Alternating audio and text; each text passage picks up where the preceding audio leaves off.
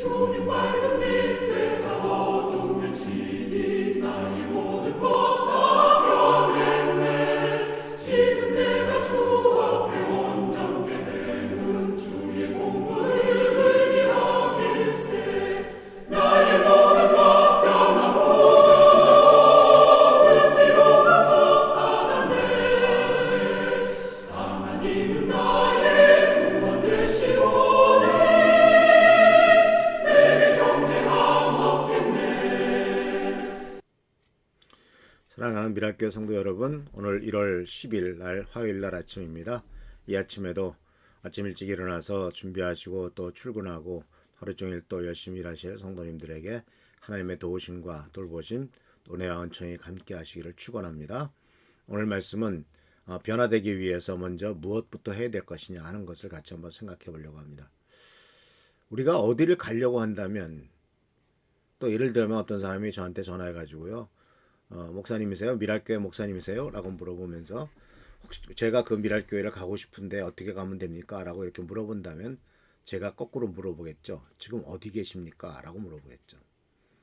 왜냐하면 어디에서부터 출발하느냐를 알아야 우리 교회에 오는 길을 가르쳐 줄 수가 있겠죠. 지금 현재 어디 있는지를 알아야. 어디 있는지 모르겠습니다. 그럼 나도 그렇게 그런 얘기를 하면은 저도 가르쳐 드릴 수가 없는데요? 라고 말할 수밖에 없죠.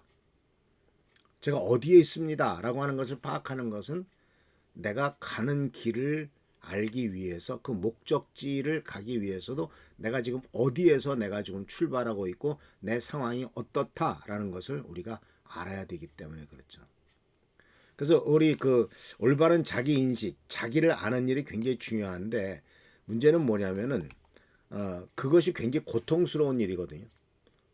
내 모습을 그대로 들여다보는 것은 참 어려운 일입니다. 심지어 자기 자신의 모습을 들여다보는 것뿐만 아니라 자기가 낳은 자식의 모습을 솔직히 인정하는 것도 참 어려워요.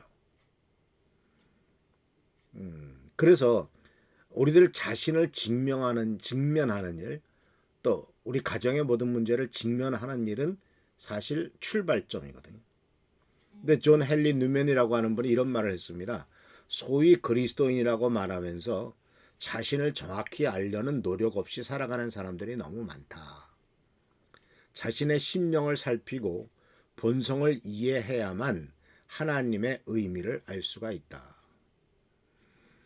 바로 불순종의 본질과 자신의 죄성을, 현실을 깨닫는 만큼만 우리는 죄 사람의 복의 크기를, 우리는 바로 이러한 그 크기를 제대로 알 수가 있다라는 것이죠. 그러나 대부분의 사람들은 자기 마음을 희미하게 아는 정도로만 만족하죠. 그래서 은밀한 과거를 무수히 품고 있어서도 아무렇지도 않고요, 자기 자신에 대해서 생각하지도 않습니다. 그래서 자신의 죄도 모르고 또 굳센 믿음을 가로막는 장애물도 잘 살피지 않죠. 그러면서 배울 것이 전혀 없다라고 생각하면서 살아가고 있는 것이 우리의 문제다라고 말씀하고 있습니다. 그래서 우리들은 과거의 삶에 대해서, 우리들의 과연 과거의 삶은 어땠느냐 하는 것을 분명히 파악할 필요가 있는데, 그 삶의 모습이, 왜냐하면 자칫 잘못하면 자꾸 반복되고 과거의 유혹에 빠져서 다시 돌아가기 쉽기 때문에 그렇습니다. 과거의 삶에 대해서 사도 바울은 에베소 성도들에게 에베소서 2장 1절에서부터 3절까지 나오는 말씀 속에서 과거 너희는 이러한 존재했다라는 말을 씁니다. 여러분도 전에는 죄와 허물로 죽었던 사람입니다. 그때 여러분은 허물과 죄 가운데서 이 세상의 풍조를 따라 살고 공중의 권세를 잡은 통치자, 곧 지금 불순종의 자식들 가운데서 작용하는 영을 따라 살았습니다. 우리도 모두 전에는 그들 가운데에서 육신의 저녁대로 살고 육신과 마음이 원하는 대로 행하였으며 나머지 사람들과 마찬가지로 날 때부터 진노의 자식이었습니다. 이렇게 사도 바울은 에베소 성도들에게, 여러분들은 과거에 허물과 죄로 죽었다. 예수를 믿기 전에는. 그래서 분명히 하나님을 믿기 전에 삶에 대해서 성경은 정의합니다. 허물과 죄로 죽었던 삶. 이 허물과 죄로 죽었다라고 하는 것은 하나님과의 관계가 단절됐다는 것이고, 이 관계의 단절은 바로 결국 관계가 단절됐다는 것은 죽었다는 뜻의 중요한 의미죠. 죽음은 결국 관계 단절로 말미암아 이루어지는 거 아닙니까? 우리의 육신과 영혼이 분리되면은 죽는 거죠. 그래서 바로 우리들의 그 죽음은, 근데 이 죽음의 이유는 바로, 관계 단절의 이유는 바로 뭐냐면 불순종 그리고 많은 죄입니다. 불순종과 죄를 나누는 이유는 하나님께서 명령하신 것을 하라고 한 것을 하지 않은 것은 불순종으로 보고 있고, 죄라고 하는 것은 하지 말라는 것을 하는 것이 바로 죄죠. 그래서 허물과 죄로 죽은 것이 우리의 과거의 삶이고요. 또 한 가지는, 그렇기 때문에 우리는 이 세상에 태어날 때부터 하나님의 진노를 받을 수밖에 없는, 하나님의 분노의 대상이 되었던 존재들이다 라고 아주 분명히 말하고, 심판의 대상이다, 진노의 대상이다 라고 말하고 있죠. 그런데 이와 같은 그런 모습들을 어떻게 나타나냐면, 우리가 무엇을 따라갔냐면 세 가지를 따라갔거든요. 첫 번째는 세상의 풍조를 따라갔습니다. 두 번째는 악한 영을 따라갔고요. 세 번째는 육신의 정욕을 따라 살았습니다. 그래서 첫 번째로 우리가 볼 수 있는 이 세상의 풍조라고 하는 것은 세상의 어떤 흐름, 이 세상에서 사람들이 다 글로 가는 것. 그러니까 예를 들자면 많은 사람들에게 있어서 가장 큰 풍조의 모습은 바로 뭐냐면 먹는 것과 입는 것들, 또는 돈 버는 방법들이죠. 또는 육신의 쾌락들이죠. 사실 어느 곳에 여행을 가자 하는 것, 이게 풍조 아닙니까?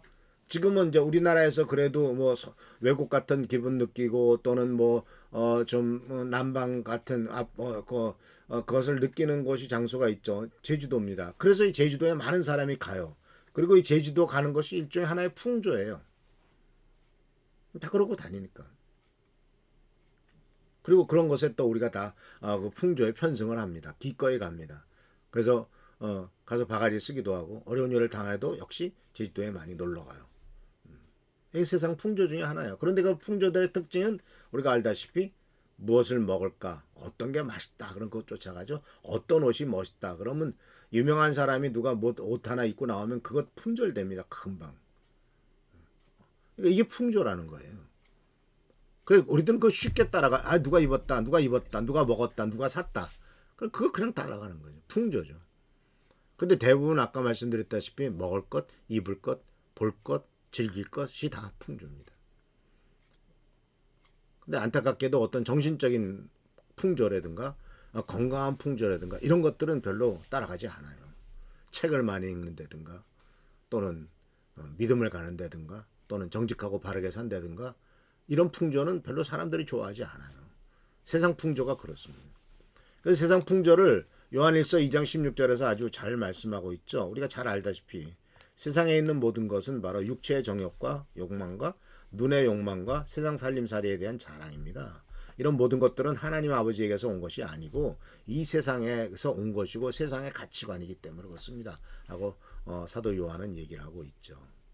이 세대의 풍조의 특징을 가장 잘 보여주고 있는 것, 바로 육신의 정욕, 육신의 욕망을 쫓아가는 것, 바로 눈의 욕망을 쫓아가는 것, 세상 살림살이에 대해서 그것을 가지면은 하는 어떤 그런 즐거움을 쫓아가는 것, 이것이 바로 과거의 삶의 모습이고, 그것이 최고인 양 이렇게 생각했다. 그 또한 악한 영을 따라 살았다고 합니다. 악한 영. 그러니까 이 악한 영의 역사는 바로 불순종의 자식들 가운데서 작용하는 영인데, 표현이 재밌어요. 어떤 영이냐? 불순종의 자식이라고 해요. 그러니까 하나님 앞에 순종하기보다도 불순종하고 세상 만족대로만 살아가고, 하나님 말씀보다는 세상 것들을 쫓아가고, 결국 하나님을 따르지 않죠. 대표적인 불순종은 바로 선악을 알게 하는 나무의 실과를 먹지 말라라고 하는 하나님의 명령을 어겼던 아담과 하와로부터 불순종이 시작됐고, 그 불순종이 지금도 우리들 마음속에 있죠. 꼭 그래서 그것이 바로 마치 청개구리 심보같이 거꾸로 하게 되는 것이 이 불순종의 영이 우리 속에 있고, 그것을 따라 살아갔다. 하나님을 따르기보다는 불순종의 자식들 가운데 작용하는 이 악한 영들, 하나님을 대적하는 영들을 따라갔고, 그리고 또한 육신의 정욕을 따라 살아갔다라고 말하고 있습니다. 그래서 육신과 마음이 원하는 대로 살았다. 그러니까 육신과 마음이 원하는 대로 살았다는 표현은 육신의 정욕에 끌리는 대로 그냥 몸을 맡기고 마음이 원하는 대로 그 육신을 그대로 그 마음에 따라가는 대로 그냥 내버려 뒀다는 거죠. 그것이 지금 우리들의 현 실태다라고 말씀하고 있는 거예요. 그러니까 여기서부터 우리들이 새로운 출발을 해야 되고 지금 여기에 우리가 빠져 있구나라는 것을 인정하고 알고 인정해야 된다는 겁니다. 넌 지금 저 오물덩이에 똥통에 빠져 있어라고 얘기를 할 때 아니야 괜찮아라고 얘기한다면 나올 생각을 안 하겠죠. 근데 돌아보니까 오만 오물덩이에 내가 빠져 있단 말이야. 어이구 이 더러운 곳에 내가 있구나. 빨리 내가 나가야지.